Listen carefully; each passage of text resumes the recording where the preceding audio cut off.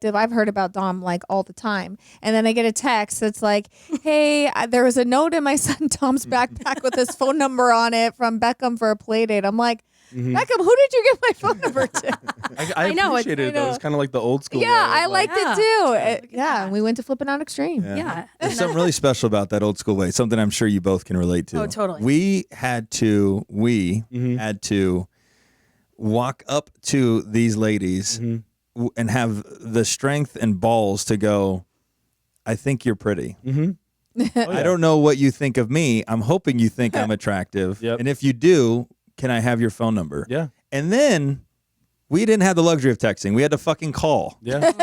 And hope they answered and shoot the shit. You know, like this dude, that was a different time. Boss generation. Because there was you always had the fear of rejection. You know, and I think that's what's probably made us a special generation that this generation's not going to have. You know, how many girls did you have to walk up to and they look at you and go, I have a boyfriend. It doesn't even have to be like a mean rejection. I have a boyfriend. I'm not interested. I just got out of a relationship. But nonetheless, it still took all that strength and courage to walk up and then be fucking shot down. It builds character too. Like you have to have, for lack of a better term, balls to walk up to a pretty girl and say something. Absolutely. And speak up. But like, you're right. Like, it's not like that anymore. Yeah. Especially because that was the competition, right? You had to worry about the other guy at the bar going up and talking to your girl. Oh, yeah. I didn't even think about that. That was like a true wild, fucking wild, like outdoor animal wild atmosphere. Yeah. Yeah, because we're all playing by the same rules. Yeah. Yeah, that's true. You know, and you really, if you dive even deeper into that, nowadays these girls can go, like let's say that I was single or you were single or whatever it was. And I shoot her a DM. She could scrub my whole life in fucking 20 seconds. Oh, yeah. Exactly. Like we were literally depending on our looks, our swag, and what we could the energy and the energy in that moment. Yeah, absolutely. Yeah. Like this is all I got right now. Yeah, and there's so much to be said for that I think is sort of underrated these days. Like I'll joke about it and I get in trouble when I bring this up, but like I'll say like I wish I knew what Tinder and all that shit was like, not because I actually want to know. Go ahead, dear.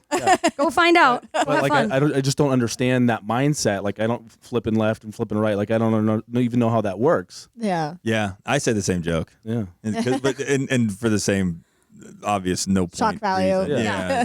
Well, and honestly, when I'm saying it, I'm making fun of the other guys that get to use it today. Yeah. Like, oh, I'd fucking love to have your scenario where I got to pick who I wanted to have sex with tonight. Yeah.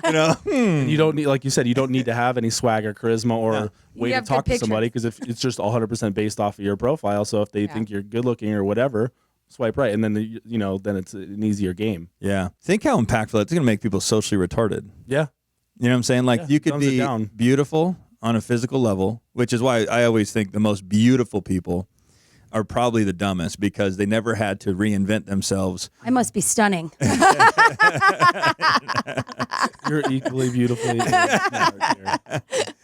Their looks just push them through life. Yeah. You know what I'm saying? They walk in a room and they get what they want. They never had to and I'm not, I'm not perfect, and I think my swag is I've had to use it to get what I want. But I've seen we know what we're talking about that 1% elite, which good for them. But if they blended intelligence and grit and the life shit that you get, life work for it, work for it, like I'll never forget growing up in Vegas. Like my dad is an entertainer and he was on the Strip when I was in high school, and we spent a lot of time on the Strip. So like that was my social environment in high school. That's what I did. I went down to a show on Friday nights. I didn't go to games all the time, but like it was like always the head turners, and then literally a woman could just walk in and command a room. But like you go sit down and have a conversation, it's like deaf.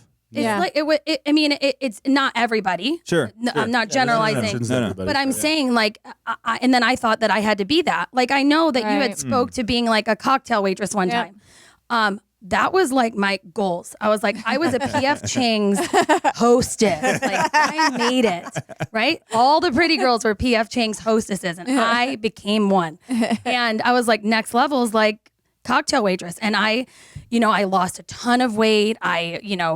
I didn't work out. I probably should have. I probably would have gotten the job. But like you, I'm very grateful that I didn't, because in a way it humbled me. In a way it made me, not that there's anything wrong with that. Like I am so happy for friends that like make that grind, make their money that way. Like, God bless you. That's amazing. But I was never meant for that. Mm-hmm. So that fall, that like rejection in my life was like, okay, so maybe I'll just be funny. Yeah.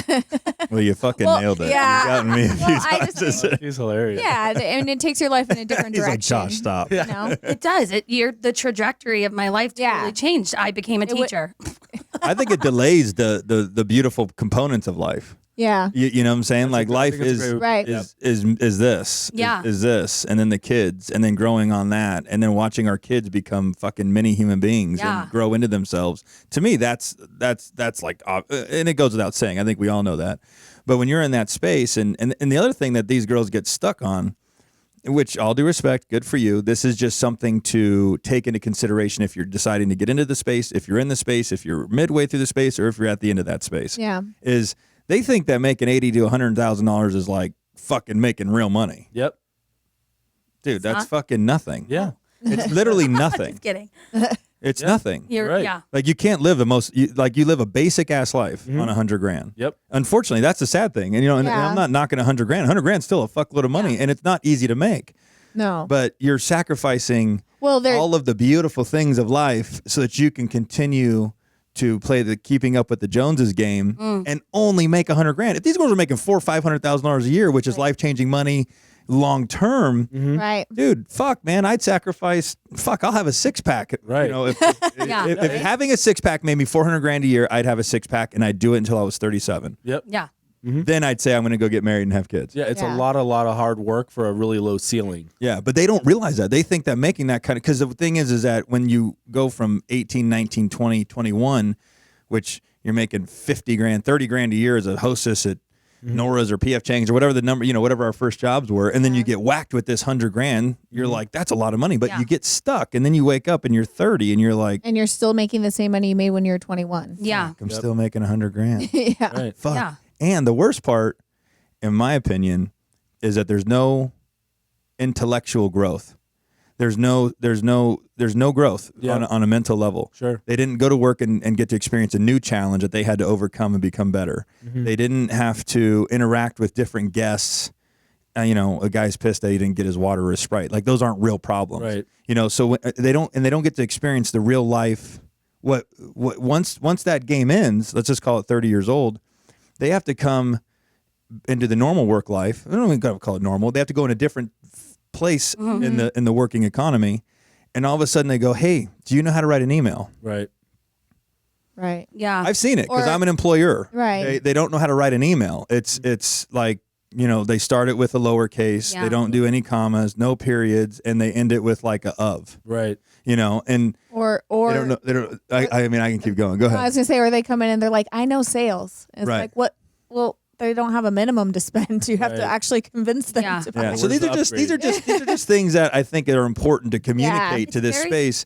It's very living presently. It's Yes. like it's very Yes. it's not looking forward. It's very present living, which this town is built on that though. Like literally. Like Yeah. it's like look, we went to high school and we were like, that's what I want to do. Right. Right. But it's Right. like sitting down, having a family, that's where I feel like that's where our eyes were kind of like, holy Where shit. the real Like, growth Yeah. We happens, have to yeah. like sustain this and like build from like Yeah. and It's not going to be given to you if you want to do that. Like the process is there to just have that whatever life, right? But if you want to go beyond that, you have to create it for yourself. yeah. Totally. Yeah. Totally. Yeah. Totally. So I mean, I don't work, so what am I saying? I work for the So I twins. hear. What am I saying? I cocktail for them on the weekend. A lot of juice orders. They're always upset. Oh my Never goodness. fucking tip. Cheap fucks. Yeah. Seriously. Totally.